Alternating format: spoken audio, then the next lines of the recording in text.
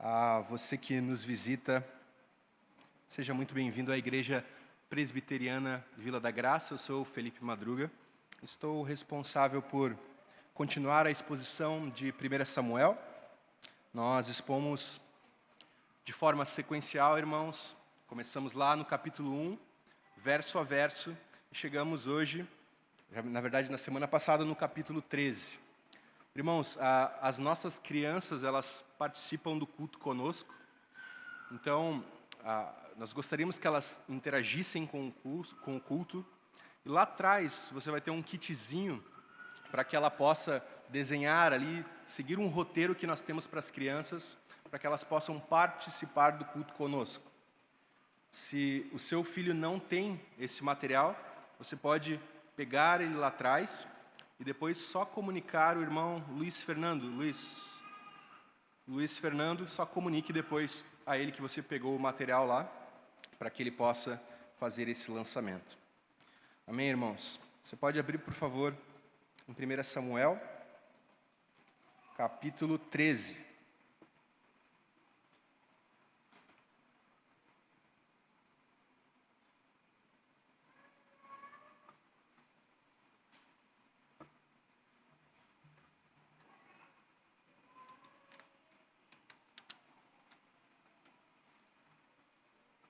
1 Samuel capítulo 13, nós vamos expor o texto a partir do verso 16. Verso 16 até o 23, vamos entrar no capítulo 14, até o verso 23 do capítulo 14. Como é um texto bastante extenso, irmãos, para que a gente possa dar um pouco mais de velocidade, nós vamos ler apenas o capítulo 13, verso 16, e o 14, verso 6, agora no início, e depois nós vamos expondo o texto ao longo do sermão. Então vamos ler 1 Samuel 13, verso 16. O texto diz assim: Saul e seu filho Jonatas, acompanhados de seus soldados, ficaram em Gibeá de Benjamim, enquanto os filisteus estavam acampados em Micmas. Agora o 14, verso 6. E Jonatas disse a seu escudeiro: Vamos ao destacamento daqueles incircuncisos. Talvez o Senhor haja em nosso favor, pois nada pode impedir o Senhor de salvar, seja com muitos ou com poucos. Vamos orar mais uma vez, irmãos? Senhor Deus, nós agradecemos, Pai, a oportunidade que nós temos de oferecer culto a Ti, Pai, de sentarmos aqui para ouvir, Senhor, a exposição da Tua Palavra, as Escrituras falando ao nosso coração aqui e agora, Pai. Nós pedimos a Ti que o Senhor nos nutra por meio da Tua Palavra, que o Senhor abra o nosso intelecto, Pai, para que nós possamos compreender as Tuas Escrituras, Pai, que nós também possamos, por meio do Teu Espírito Santo, responder com fé ao Teu Evangelho, Pai. Nós cremos no poder do Teu Espírito Santo, que nos selou, que nos deu garantia de salvação, e cremos que também, por meio dele, nós compreenderemos a Tua Palavra, receberemos a Tua Palavra e responderemos com fé a Tua Palavra, Senhor. Eu peço que o Senhor não permita que eu passe uma impressão errada acerca de Ti, Pai, mas que tão somente o Teu Evangelho seja pregado, Senhor. Nós pedimos isso para a glória do Teu nome, Deus, e para a nossa alegria, no nome santo de Jesus. Amém. Irmãos, para recapitularmos um pouco o ponto da história em que nós estamos aqui no livro de Samuel, é importante relembrar que, como nós vimos lá no início do capítulo 13, no último sermão, os filisteus, eles continuaram sendo uma pedra no sapato de Israel. Essa nação vizinha, ela continuou exercendo pressão sobre o povo de Deus durante os anos de reinado de Saul. Vários anos se passam aqui, irmão, entre os capítulos 12 e o capítulo 13. E nós fomos agora, então, na última semana, colocados à parte da atual situação de Israel. Saul, a fim de iniciar uma ofensiva, irmãos, contra os filisteus, ele escolhe apenas 3.000 soldados entre os 300.000 homens que Israel tinha à sua disposição. 2.000 desses homens, irmãos, estavam sob o comando de Saul, enquanto os outros 1.000 soldados estavam sob o comando de Jonatas. Diferente do que nós esperávamos, é Jonatas e não Saul quem toma a iniciativa e ataca o destacamento filisteu. Esse ataque de Jonatas, ele dá novos rumos a esse conflito. A ira dos filisteus agora ela está desperta, irmãos. E eles então começam as suas movimentações militares com números estrondosos. Como o texto vai nos dizer aqui, os filisteus eles possuíam 3.000 carros de guerra, 6.000 condutores de carros e tantos soldados, como o texto vai nos informar, quanto a areia do mar. Lembrando que Saul havia selecionado apenas 3.000 homens. Saul, então, se reúne com seus soldados ali em Gilgal, enquanto os filisteus eles estão montando um cerco contra Israel. E diante disso, irmãos, os soldados de Saul, quando percebem as proporções do exército filisteu, eles entram em desespero. Como é que eles vão poder resistir ao poder militar da Filístia com apenas 3.000 homens que Saul havia selecionado? Amedrontados, alguns deles buscaram refúgios, como nós vimos no sermão passado, em cavernas, em buracos, em rochas, em cisternas. Alguns deles bateram em retirada e debandaram-se. E o texto diz que os soldados que permaneceram com Saul, esses tremiam de medo. A situação era de calamidade, era de desespero, era uma situação absolutamente terrível, irmãos. Samuel ele tinha instruído Saul para que ele esperasse por 7 dias, a fim de oferecer um sacrifício ao Senhor. E aí Saul percebe então que Samuel está demorando para chegar, e Saul decide, irmãos, de forma precipitada, oferecer ele mesmo o holocausto, depois de Deus ter ordenado a ele que aguardasse por Samuel. E é neste exato momento, irmãos, que Saul chega e pega Saul no flagra, oferecendo o holocausto ao Senhor. Samuel é que era o sacerdote de Deus, e o Senhor já havia ordenado que era por meio de Samuel que o sacrifício deveria ser oferecido. E diante disso, irmãos, Samuel dá um veredito, como nós lemos lá no capítulo 13, no verso 3 ao 14. Se você quiser voltar aqui no texto, 1 Samuel, capítulo 13, verso 13. Vamos ler novamente. O veredito de Samuel. Disse Samuel: você agiu como um tolo, desobedecendo o mandamento que o Senhor, o seu Deus, lhe deu. Se você tivesse obedecido, ele teria estabelecido para sempre o seu reinado sobre Israel, mas agora o seu reinado não permanecerá. O Senhor procurou um homem segundo o seu coração e o designou como líder de seu povo, pois você não obedeceu ao mandamento do Senhor. Irmãos, Deus rejeitou Saul como rei por causa da sua desobediência, e ele escolheu aqui, neste momento, um outro homem ainda não anunciado, mas que nós sabemos que é Davi. Agora é uma questão de tempo, irmãos, para que o Senhor tire o reinado das mãos de Saul. Contudo, o problema imediato, ele persiste. Ele é real, ele é imediato. Ele exige que algo seja feito. Os filisteus, eles continuam o cerco contra Israel. Os soldados de Saul permanecem apavorados, enquanto outros permanecem escondidos, aguardando o desfecho dessa tenebrosa situação. E é assim, irmãos, é nesse clima de tensão, de pressão, que nós iniciamos a exposição do texto dessa noite. O título do sermão é Nada pode impedir o Senhor de salvar.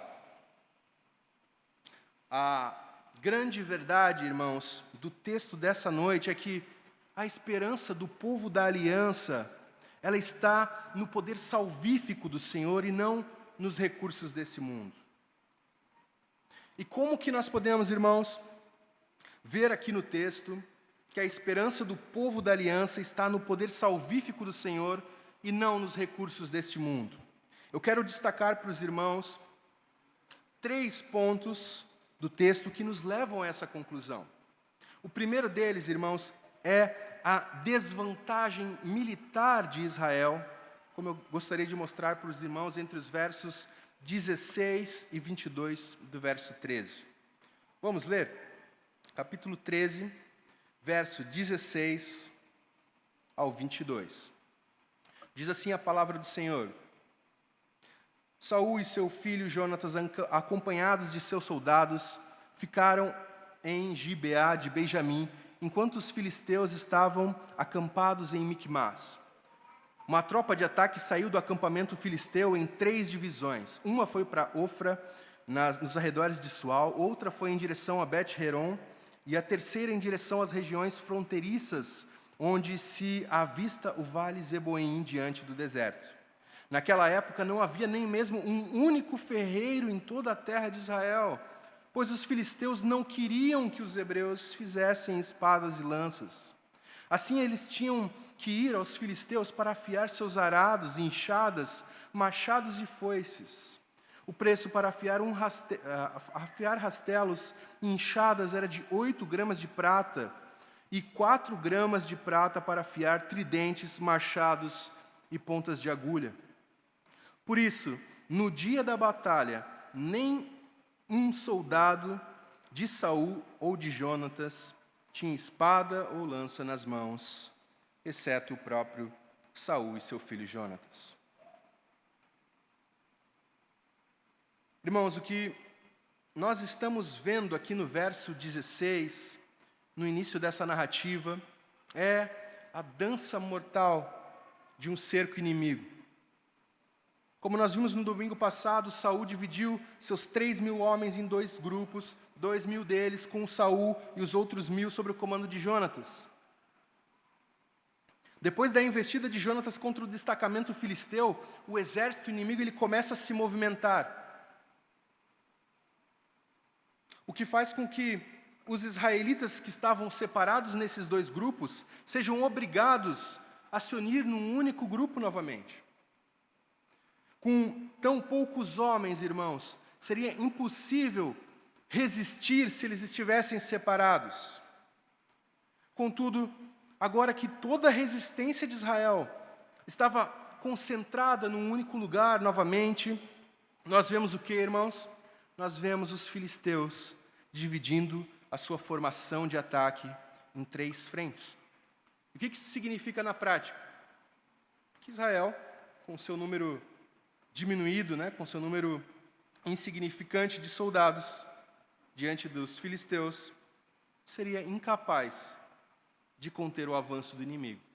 Ou eles se dispersariam e se tornariam fracos e seriam eliminados com muita facilidade, ou eles resistiriam num único ponto, enquanto os demais pontos de entrada estariam completamente vulneráveis. Os filisteus, irmãos, eles estão movendo as suas peças nesse tabuleiro, encurralando os soldados de Saul em uma armadilha mortal. E se não bastasse essa desvantagem numérica dos israelitas, como nós somos informados aqui no texto, ainda assim, irmãos, não havia sequer um ferreiro em Israel naquela época. E, ao que parece, não se trata aqui de uma desvantagem tecnológica meramente, por parte dos hebreus, mas de uma imposição política por parte da Filístia. O texto diz no verso 19 que os filisteus não queriam que os hebreus fizessem espadas ou lanças. O comentário histórico-cultural da vida nova, ele vai nos dizer que é provável que este versículo ele indique que a profissão de ferreiro ela foi banida e que os israelitas estavam proibidos de fabricar instrumentos de ferro e de bronze.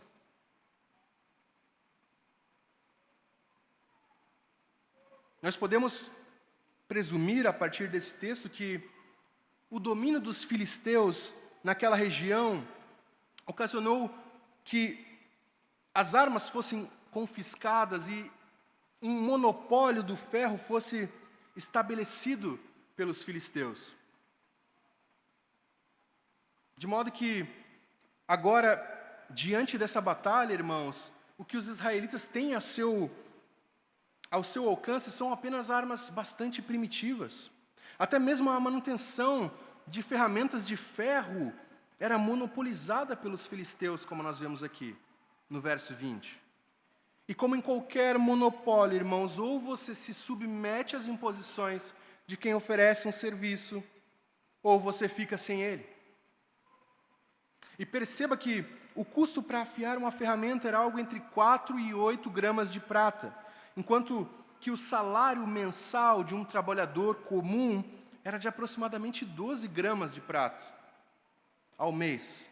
Ou seja, irmãos, eram valores exorbitantes, cerca de 1 a 2/3 de toda a renda mensal de um trabalhador. Logo, irmãos, não deve nos surpreender o fato de que Saul e Jonatas eram os únicos que empunhavam espadas e lanças, como diz o verso 22. Irmãos, não é à toa que grande parte dos homens de Saul ou desertaram ou estavam escondidos em buracos. No que diz respeito à condição militar de Israel, eles serão massacrados pelas mãos dos filisteus.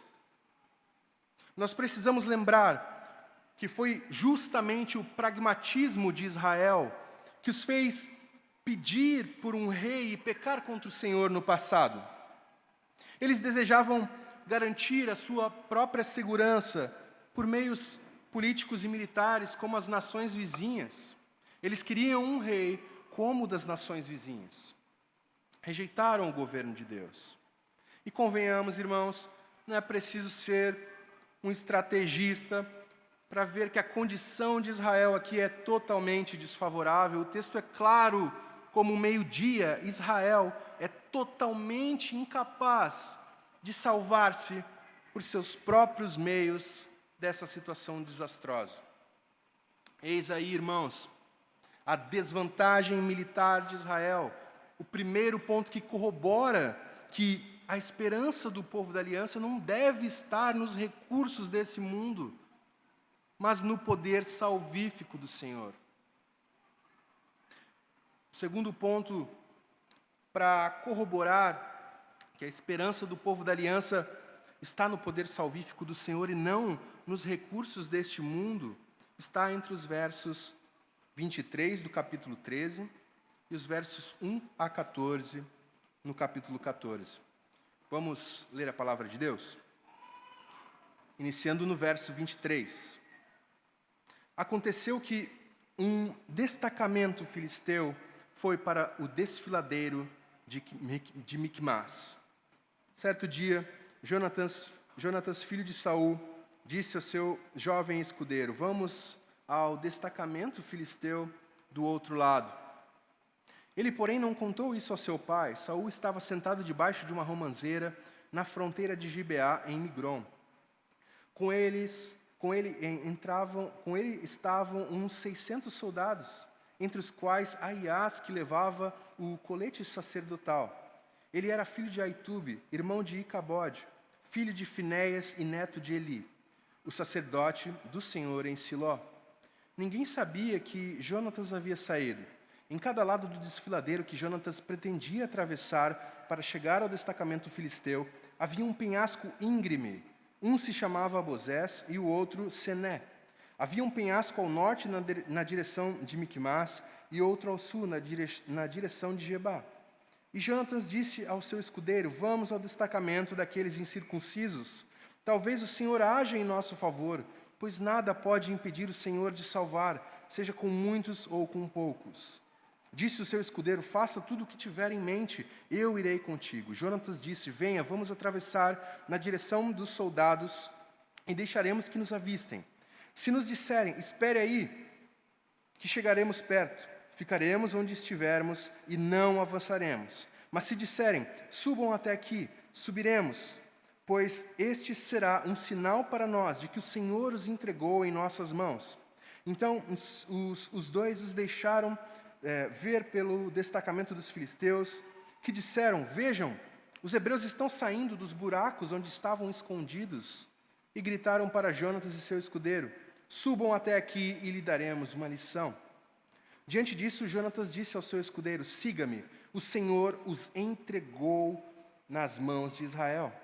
Jonatas escalou o desfiladeiro usando as mãos e os pés. O escudeiro foi logo atrás. Jonatas os derrubava e o seu escudeiro logo atrás dele os matava. Naquele primeiro ataque, Jonatas e seu escudeiro mataram cerca de 20 homens numa pequena área de terra. Queria falar com as crianças nesse momento. Para você que é criança, eu queria saber se você já acordou em algum momento com medo de um pesadelo que você teve. Você já acordou assim, porque você tinha tido um sonho ruim, e você foi e procurou o seu pai e a sua mãe, porque você estava com medo? Eu queria dizer que há muito tempo atrás, quando eu era uma criança, quando eu acordava com medo, eu ia procurar a minha mãe, assim como você, e sabe o que ela fazia? Ela orava comigo, para que eu pudesse ter coragem. E essa história, crianças, que nós estamos lendo aqui hoje, desse jovem corajoso chamado Jonatas, nos ensina que Deus pode nos dar coragem nos momentos em que nós sentimos medo. É por isso que eu quero que você desenhe para mim, você lutando contra alguma coisa que você tenha medo. Contra o escuro, contra dinossauros, baratas, seja lá o que você tiver medo, eu quero que você se desenhe lutando contra aquilo que você tem medo. Mas você tem que vencer. E aí você pode desenhar uma espada, você pode desenhar um arco e flecha, uma submetralhadora israelense, você desenha o que você quiser.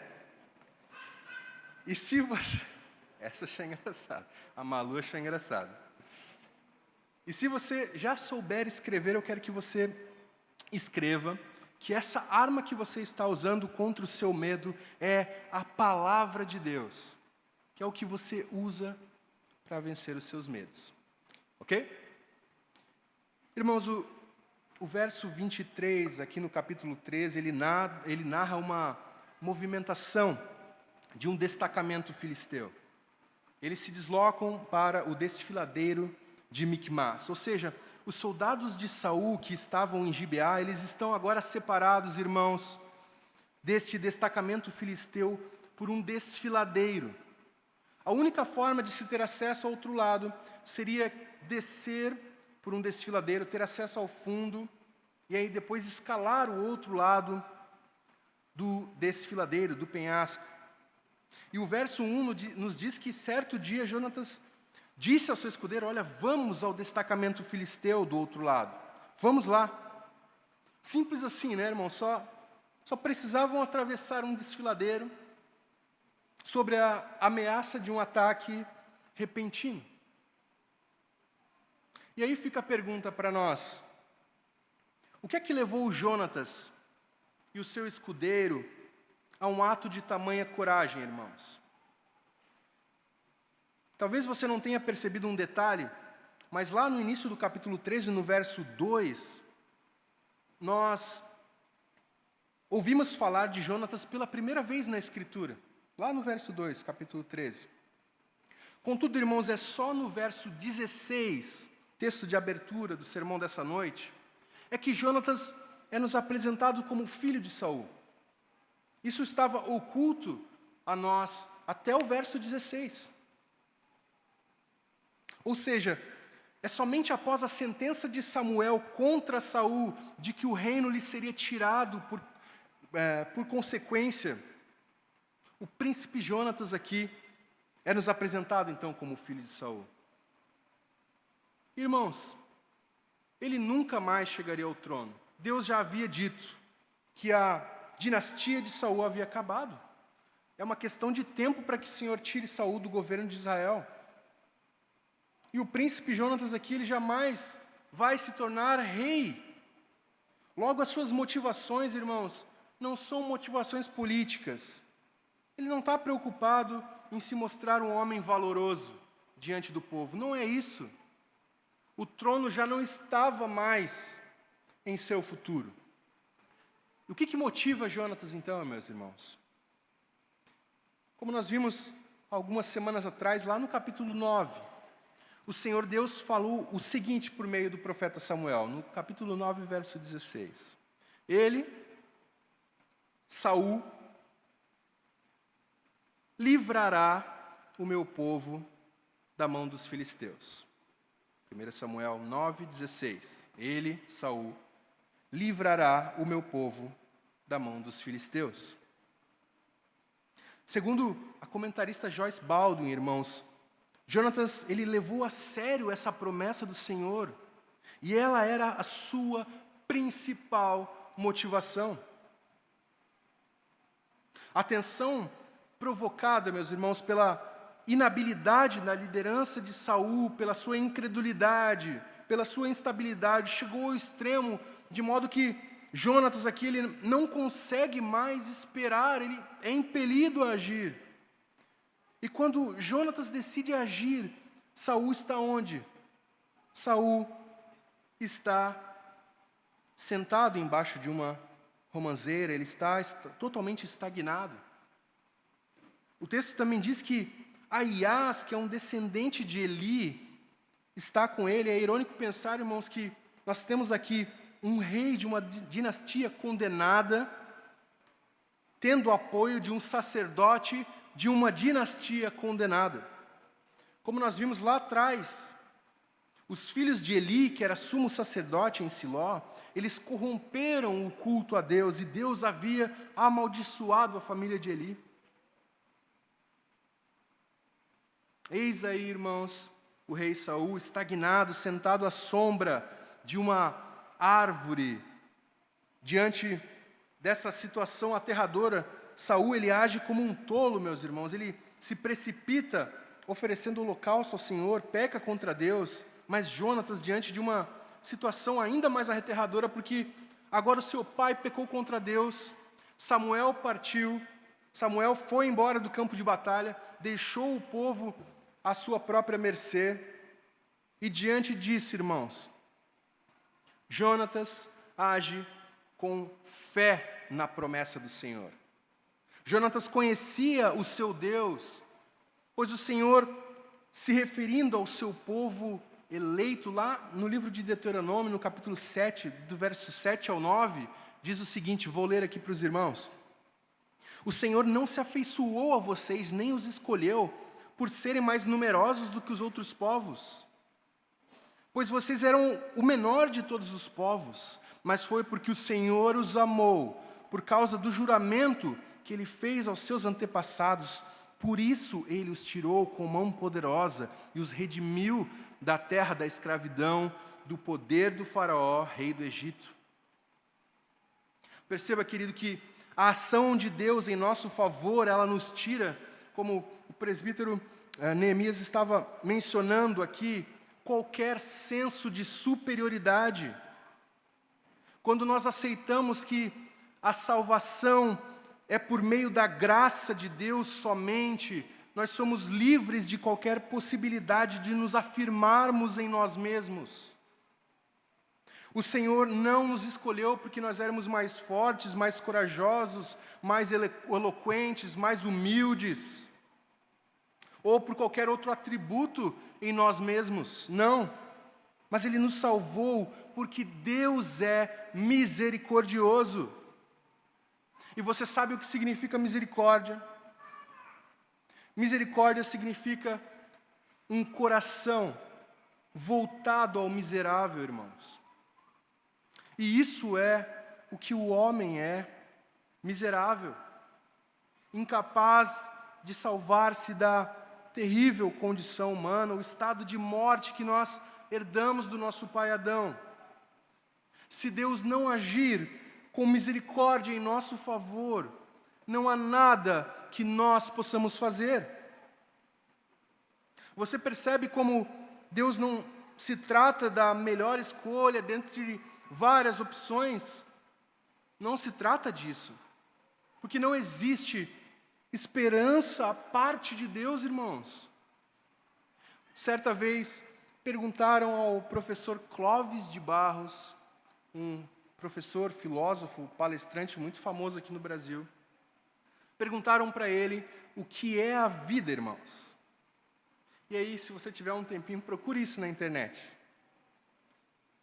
Porque ele fica atordoado com essa pergunta. Ele perde as estribeiras, ele fica visivelmente tenso diante dessa pergunta. O que é a vida? E, diante dela, ele tenta trazer algumas respostas, e uma das respostas que ele tenta trazer é que vida é um sofrimento. E aí ele conclui dizendo: pois eu não me lembro de sofrer antes de existir, e tenho a impressão de que eu não sofrerei depois que morrer. Impressão falsa, meus irmãos. Impressão falsa. Se Deus não se mover em direção ao homem para salvá-lo, o que o aguarda depois da morte é o tormento eterno na companhia dos inimigos de Deus. Perceba que Deus agiu para a libertação de Israel do Egito por amor e por causa dos seus juramentos, por causa das suas promessas, por causa da aliança, irmãos, que ele tinha com os antepassados daquele povo. Jonatas estava certo de que Deus é fiel para cumprir aquilo que ele promete. E é justamente essa certeza que o impele a agir e a agir em condições nada favoráveis. No verso 4, irmãos, os penhascos que eles precisam descer e subir, eles são descritos por seus nomes. E eles se chamam Bozés e Sené, que significam escorregadio e espinhento, respectivamente. Isso não é nada encorajador, não é? Eles teriam que descer um penhasco escorregadio e depois escalar um penhasco pedregoso, usando as mãos e os pés, como vimos aqui no texto, diante de um ataque iminente. Poderiam sofrer um ataque repentino, numa condição totalmente vulnerável. Mas Jonatas, ele está determinado, irmãos, e no verso 6, nós temos o texto-chave da exposição dessa noite.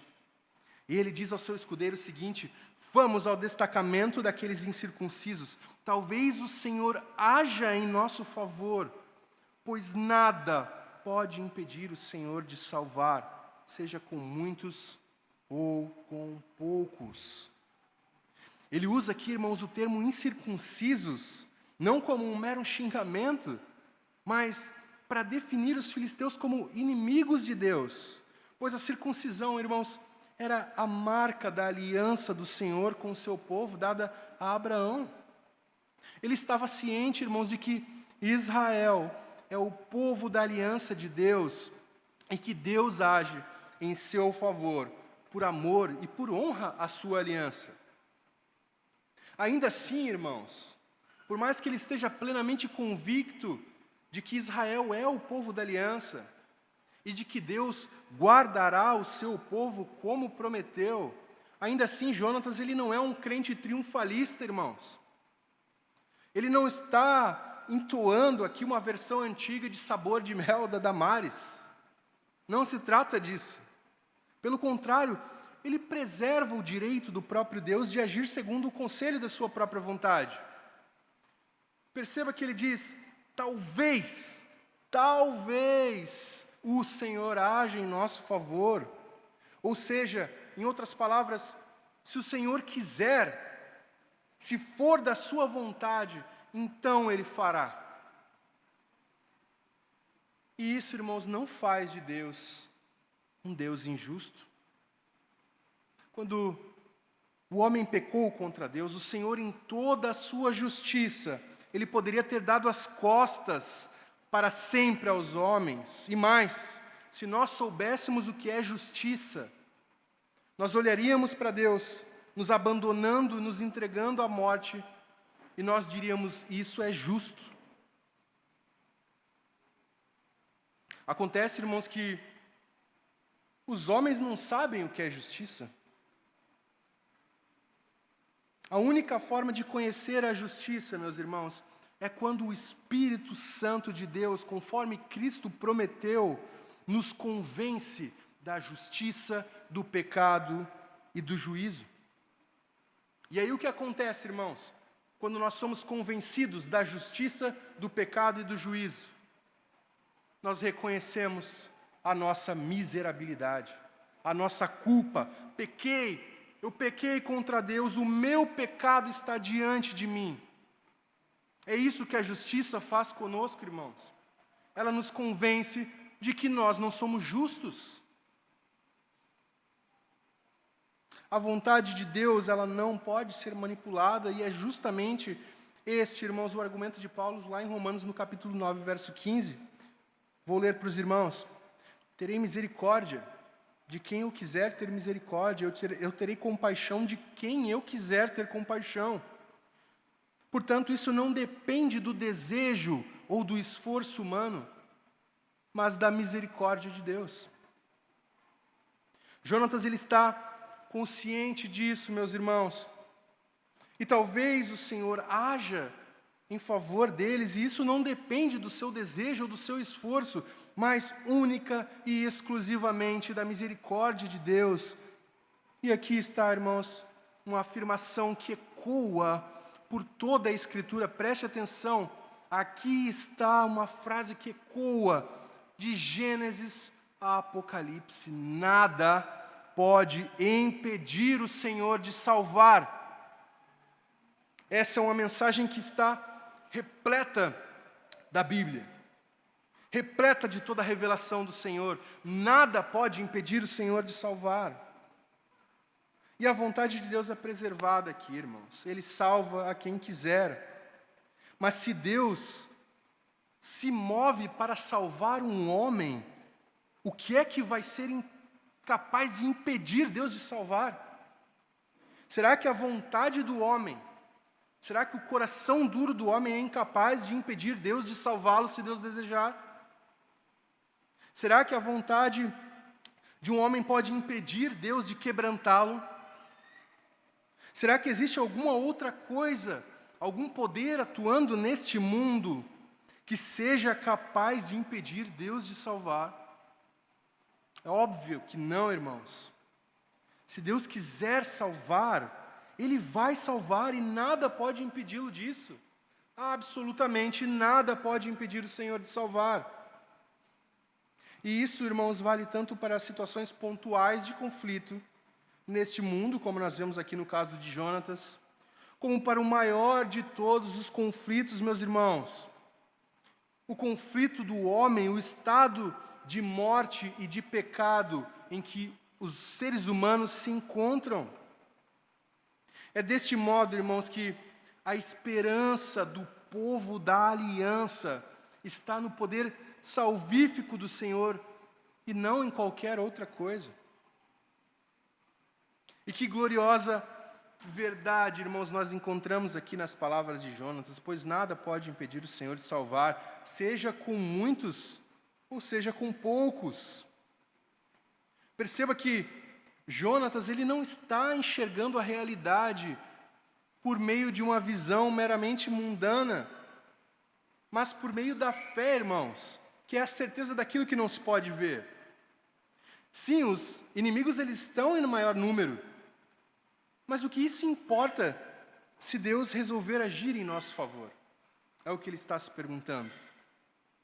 Perceba que é uma visão de mundo por meio das lentes da fé que movem Jonatas a agir aqui no texto.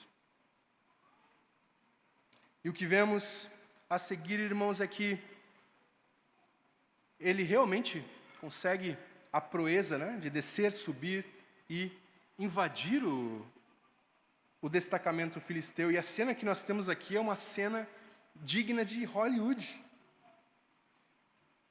Jonatas propõe uma forma de entender a vontade do Senhor, como nós lemos entre os versos 8 e 14. Jonatas disse: venha, vamos atravessar na direção dos soldados e deixaremos que eles nos avistem. Se nos disserem, espere aí até que cheguemos perto, nós ficaremos onde estivermos e não avançaremos. Mas se disserem, subam até aqui, subiremos, pois este será um sinal para nós de que o Senhor os entregou em nossas mãos. Então os dois se deixaram ver pelo destacamento filisteu, que disseram: vejam, os hebreus estão saindo dos buracos onde estavam escondidos. E gritaram para Jonatas e seu escudeiro: subam até aqui e lhes daremos uma lição. Diante disso, Jonatas disse ao seu escudeiro: siga-me, o Senhor os entregou nas mãos de Israel. Jonatas escalou, usando as mãos e os pés, e o escudeiro foi logo atrás. Jonatas começou a derrubá-los, e seu escudeiro logo atrás dele os matava. Naquele primeiro ataque, Jonatas e seu escudeiro mataram cerca de 20 homens numa pequena área de terra. E perceba as palavras de Jonatas aqui: siga-me, o Senhor os entregou nas mãos de Israel. Esse verbo aqui, irmãos, indica uma ação concluída, a fim de dar ênfase, de deixar claro para nós de que Deus fará. Ele destaca a certeza de Jonatas de que a vitória virá por meio do poder de Deus e não por meio de qualquer outra coisa, irmãos. Jonatas creu que Deus poderia salvá-los e Deus quis, irmãos. Deus quis. E eis aí o resultado. São 2 homens, uma espada e 20 soldados mortos. 2 homens, uma espada contra um destacamento inteiro. Este é o segundo ponto, meus irmãos, que corrobora a grande verdade desta noite, de que a esperança do povo da aliança está no poder salvífico do Senhor e não nos recursos deste mundo. Nós passamos até agora por 2 pontos, né? Da desvantagem militar de Israel e a fé de Jonatas no Deus da aliança. E agora eu quero apresentar a vocês o terceiro e último ponto do texto dessa noite: a vantagem espiritual de Israel, dos versos 15 ao 23. 1 Samuel, capítulo 14, do verso 15 ao 23.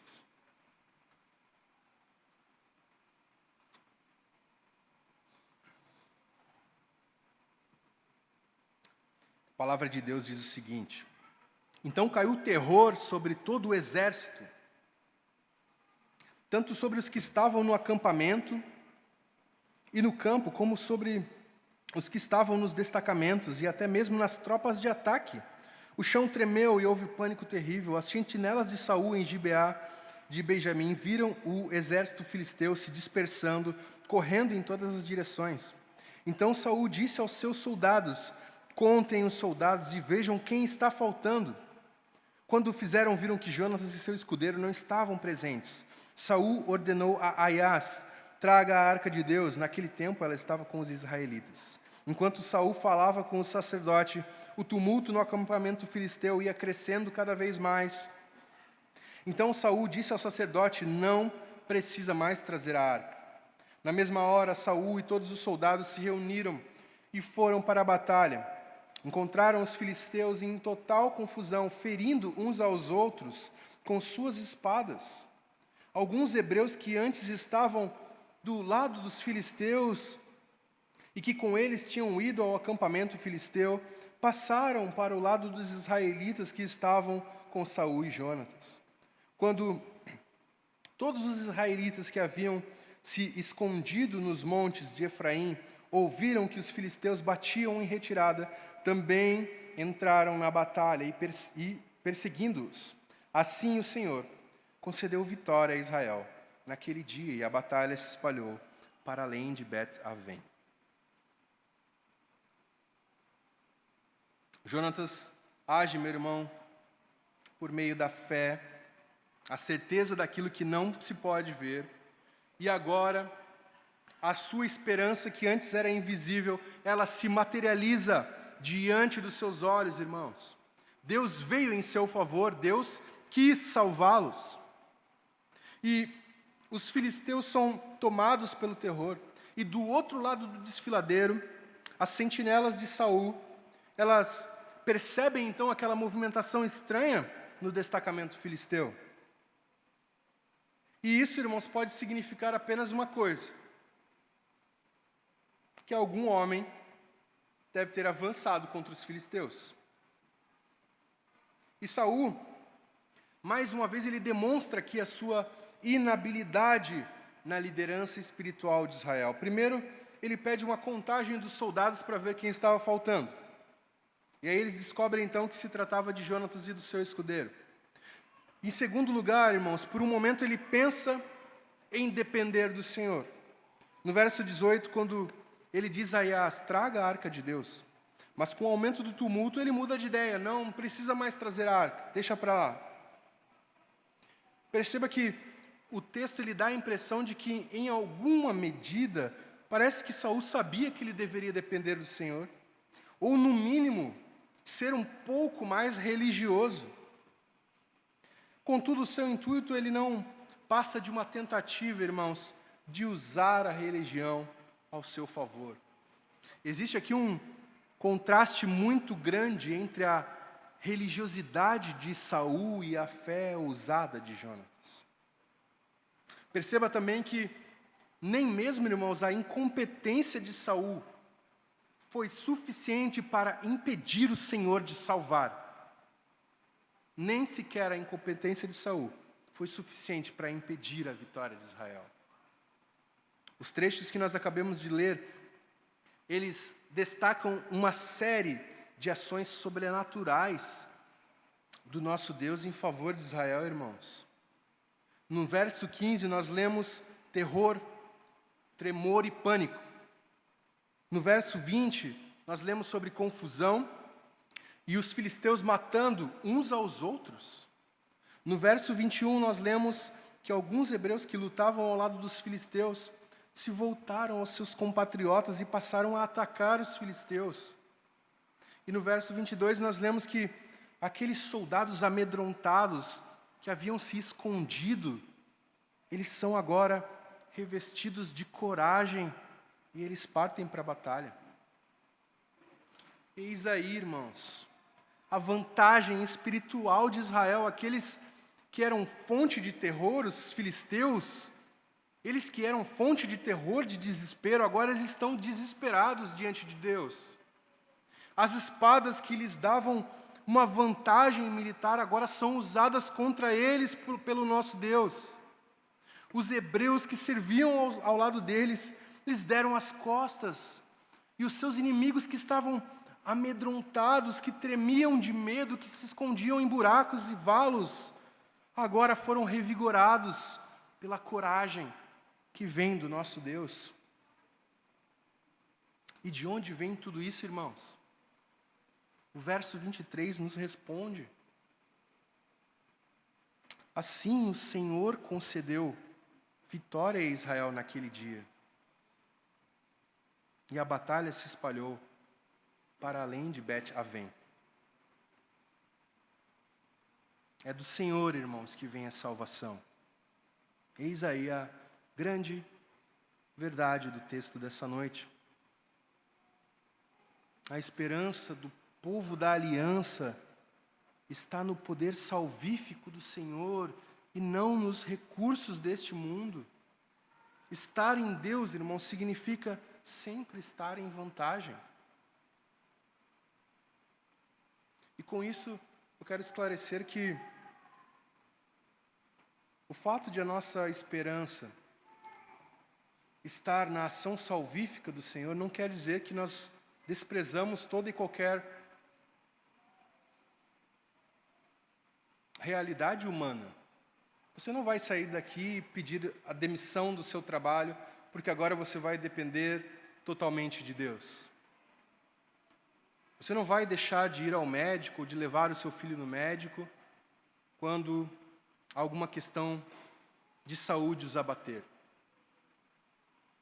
Você não vai deixar de exercer a sua cidadania, de, durante as eleições, votar no seu candidato, porque você vai depender totalmente do Senhor.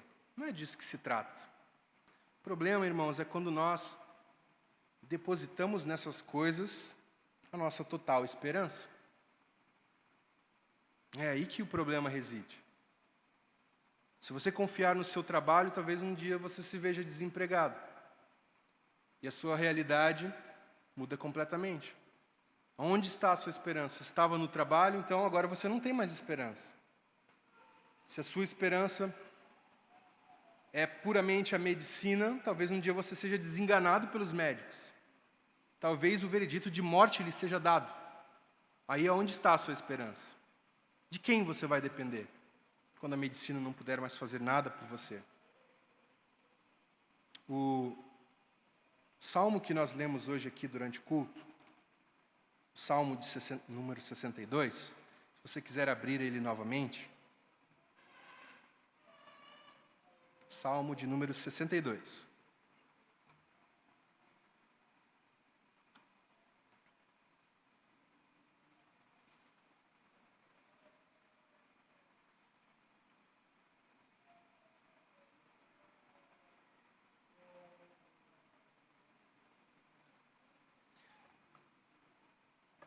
Salmo de número 62, veja o que o verso 5 diz.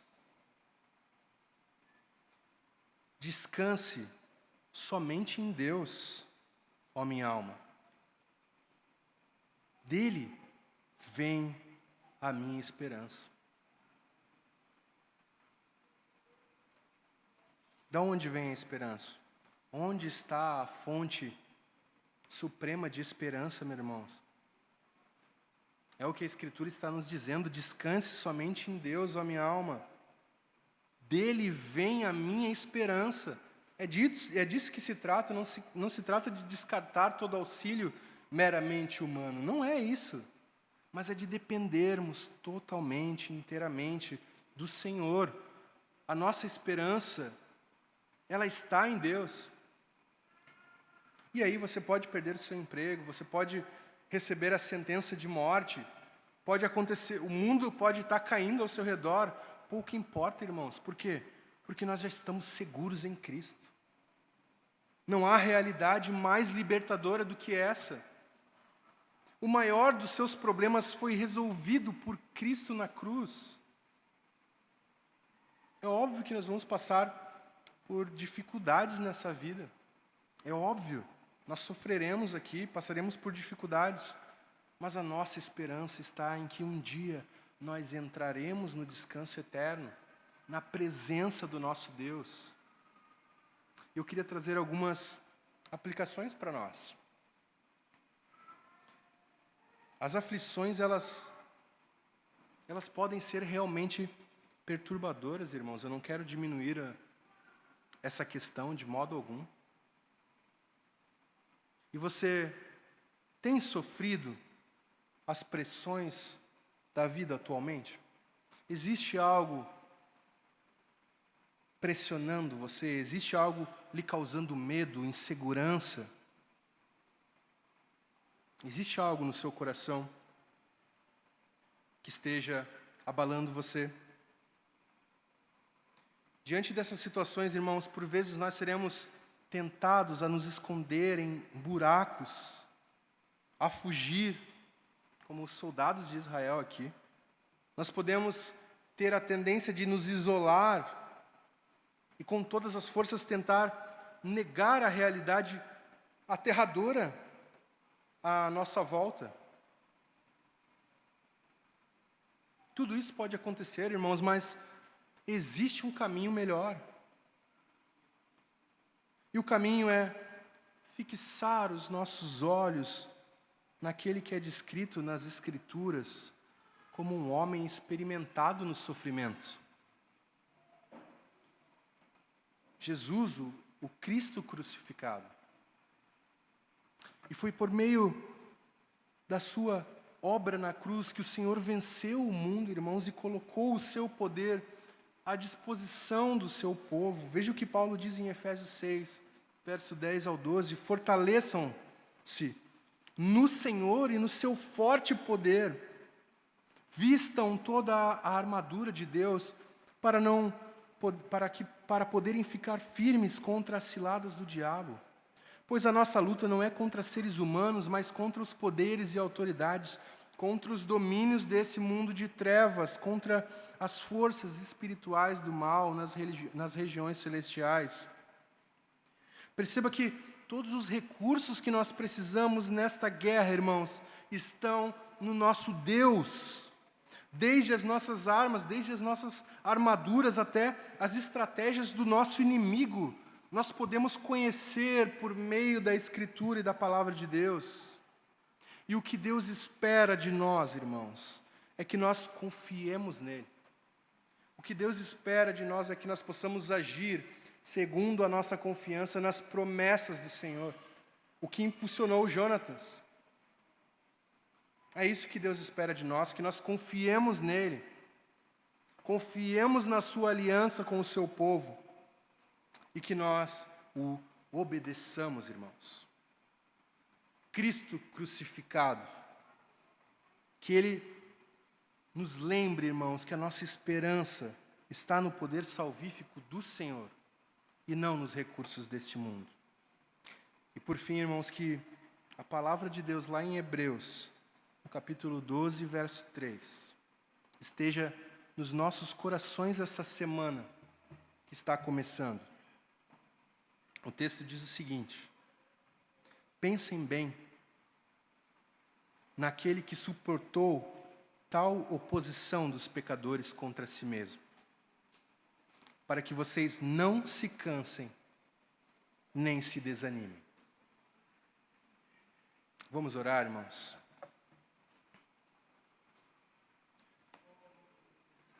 Senhor Deus, nós te louvamos pela Tua palavra, Pai. Nós te louvamos por essa maravilhosa certeza de que nada pode impedir o Senhor de salvar, Pai.